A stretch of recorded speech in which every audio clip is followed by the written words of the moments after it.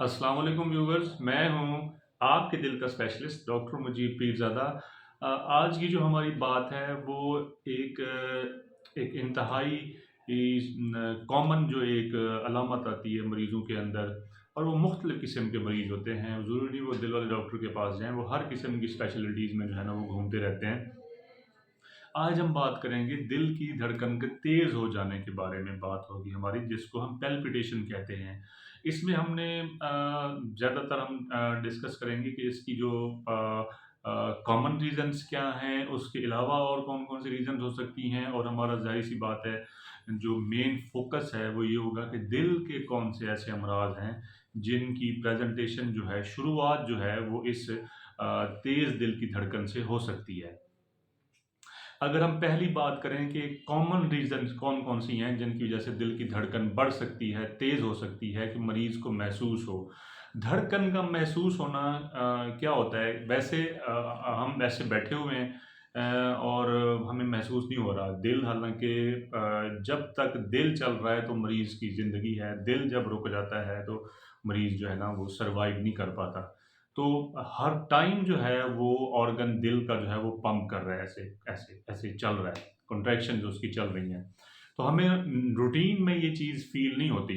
लेकिन अगर हमें फ़ीलिंग्स आना शुरू हो जाएँ कि ये हमारे दिल की धड़कन, दिल धक-धक कर रहा है और वो हमें फ़ील हो, महसूस करें हम, उसको जो है ना वो पैल्पिटेशन कहते हैं, दिल का धड़कना महसूस होना जो होता है।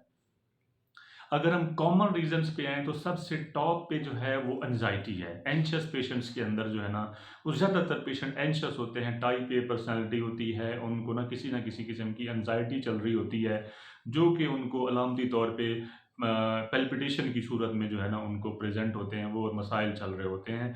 ऐसे सबसे ज़्यादा मरीज़ जो हैं वो एंग्ज़ायटी के होते हैं पैल्पिटेशन के साथ जो आते हैं। उसके बाद दूसरा नंबर आता है ये थायराइड का, जो हमारा ये यहाँ पे एक ग्लैंड पड़ा हुआ है गर्दन के अंदर, जिसको थायराइड ग्लैंड कहते हैं। दूसरे नंबर पे जो पैल्पिटेशन की कॉज़ है, वो थायराइड के डिसऑर्डर्स हैं, और ख़ुसूसन थायराइड के फंक्शन का ज़्यादा हो जाना, हाइपर एक्टिव हो जाना, जिसको हाइपर थायरॉइडिज़्म या थायरोटॉक्सिकोसिस भी कहते हैं। वो इसके बाद इसकी रीज़न बनती है। तीसरा नंबर आता है फिर हार्ट डिजीज़ेज़ का। ये हार्ट डिजीज़ को भी हम थोड़ा-सा इलैबोरेट करेंगे। उसके बाद फिर जो रीज़न आती है वो है कि जो एनीमिया है, खून की कमी का हो जाना, ये भी बड़ी कॉमन रीज़न है, इसमें भी पैल्पिटेशंस होती हैं।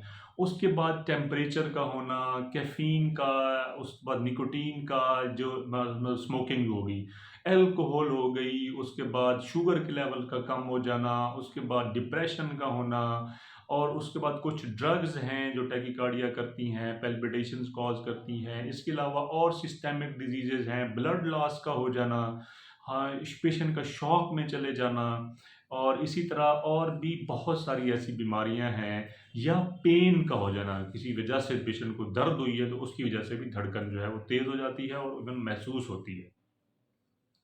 अच्छा, इसमें अगर हम डिटेल में जाएँ तो ये कॉमन चीज़ें जो है ना हम रूल आउट करते होते हैं। मरीज़ आता है, उससे हम हिस्ट्री लेते हैं, मोस्ट कॉमन जो कॉजेज़ हैं उसके वो हम उससे पूछते हैं। फिर हम मज़ीद स्पेसिफ़िक और मज़ीद पॉइंट पे पहुँचने के लिए कुछ इन्वेस्टिगेशंस की हेल्प लेते हैं। तो उसके बाद जो है ना फिर हम फैसला करते हैं कि इसकी रीज़न क्या है जो इसको इसकी पैल्पिटेशन जो कॉज़ कर रही है। अगर हम हार्ट के ऊपर इसका फ़ोकस करें तो हार्ट में जो सबसे मेन रीज़न है दिल के अंदर, वो है अरिथमियाज़, दिल की धड़कन को जो डिस्टर्ब करते हैं, जो स्पीड अप करते हैं दिल को, वो अरिथमियाज़ उनको कहा जाता है, और उनमें सबसे कॉमन जो है वो सुप्रावेंट्रिकुलर टैकीकार्डिया जिसको हम कहते हैं, और फिर एट्रियल फिब्रिलेशन जो हो जाती है, ये सबसे टॉप पे है मरीज़ के। और इसको फिर हम कैसे लेके चलते हैं, इसमें हम पेशेंट आता है पैल्पिटेशन के साथ, हमने उससे हिस्ट्री ली, उससे ईसीजी की, और उसके बाद फिर हमने उसके कॉमन सा रूल है कि नियाज़ के साथ पेशेंट आ रहा है, कोई प्रीवियस हिस्ट्री नहीं है, कोई रिकॉर्ड नहीं है, तो हमने उसकी जो है ना ये थायराइड का टेस्ट और दिल की एकोकार्डियोग्राफी जो है वो हम करवा के जो है ना चीज़ें क्लियर कर लेते हैं, और उस हिसाब से फिर हम आगे उस चीज़ को लेके चलते हैं कि हम इसको अब कैसे ट्रीट करें, जब हम उसको स्पेसिफाई कर लेते हैं तो। ये अरिथमियाज़ मोस्ट कॉमन रीज़न है। उसके बाद फिर जो है ना कुछ, अगर हम बच्चों में आएँ तो कंजेनिटल हार्ट डिज़ीज़, जो पैदाइशी तौर पे बच्चों में मसाइल होते हैं, जो बच्चों दिल के अंदर जिसको सुराख कहते हैं वो होता है। कोई दिल के वेल्व के पैदाइशी मसाइल होते हैं, कोई दिल के जो है ना वो समझें कि जो शरियाने हैं उनके मसाइल होते हैं। तो इनमें भी बच्चों के अंदर जो है ना वो दिल की धड़कन का तेज़ हो जाना और उसका महसूस होना पैल्पिटेशंस के साथ जो है ना वो बच्चे मतलब शिकायत करते हैं और फिर उनके जो है टेस्ट करवाए जाते हैं। फिर उसके बाद अगर हम थोड़ा-सा और आगे आएँ तो जो अटैक है जो इस्कीमिया अटैक आता है वो भी जो है ना दिल की धड़कन तेज़ कर सकता है। और फिर उसके बाद मोस्टली जो पेशेंट होते हैं जो मिडल एज के होते हैं जिनके अंदर और रिस्क फैक्टर्स होते हैं, फ़र्ज़ किया मरीज़ को शुगर है, मरीज़ का वेट ज़्यादा है, मरीज़ स्मोकर है, तो उनके अंदर जब वो जो नालियों के अंदर एथरोमा जो चिकनाई जमा होने की जो मतलब समझें कि चांसेस होते हैं वो ज़्यादा होते हैं। तो वो जब चिकनाई 50% होती है तो बाज़ पेशेंट्स ऐसे भी होते हैं उनको टिपिकल चेस्ट पेन छाती में नहीं होता लेकिन उनको पैल्पिटेशंस होती हैं। ये भी हम फिर उनमें हिस्ट्री लेके और बाकी चीज़ें सारी कोरिलेट करके फिर हम कहते हैं कि ये अंजाइना इक्विवेलेंट है। अंजाइना तो नहीं है, लेकिन अंजाइना के बराबर ये बीमारी हो रही है, पीछे जो है वो नालियों के अंदर ब्लॉकेज पड़ी हुई है। तो ये मतलब समझें कि दिल की छरियानों की बंदिश की एक जो है ना वो सूरत पैल्पिटेशन की सूरत में भी मरीज़ आ सकते हैं। उसके बाद फिर कुछ किडनीज़ की डिज़ीज़ेज़ भी हैं, उसके बाद फिर जनाब कोई मैदे के मसाइल भी हैं जिनके अंदर ये चीज़ें चलती रहती हैं।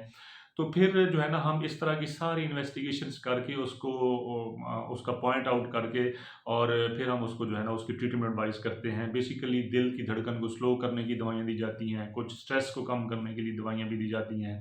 और जो मेन कॉज़ हमें फ़ोकस ये होता है, प्राइमरी फ़ोकस ये होता है कि हम इसकी रीज़न अलामती तौर पे मरीज़ को ठीक करें और इसकी रीज़न ढूँढने कि ये किस वजह से हो रहा है, ताकि ट्रिगर कहाँ से है, ताकि उसको फ़ोकस करके बुनियादी जब हम रीज़न ढूँढ लेते हैं, तो फिर हमें उसको ट्रीट करना और हमेशा के लिए उसका सदुभाव करना बड़ा आसान हो जाता है। और अगर दिल के अमराज़ जिस तरह अरिथमियाज़ में होता है, तो उसके लिए हमारी और भी वीडियोज़ मैंने लाई हुई हैं, जो हमारे यूट्यूब चैनल पे मौजूद हैं कि उसमें जो है ना फिर हम इलेक्ट्रोफिजियोलॉजिस्ट जो दिल के आगे सुपर स्पेशलिटी है, उनको रेफ़र किया जाता है और वो जो है ना उसको करंट दे के उस फ़ोकस को जहाँ से वो प्रोड्यूस होती है, वो धड़कन की रफ़्तार और पैल्पिटेशन कॉज़ करती है, उसको एब्लेट करते हैं, मतलब उसको वो डैमेज करते हैं, ताकि वो फ़ोकस ही ना रहे जहाँ से धड़कन जनरेट होती है।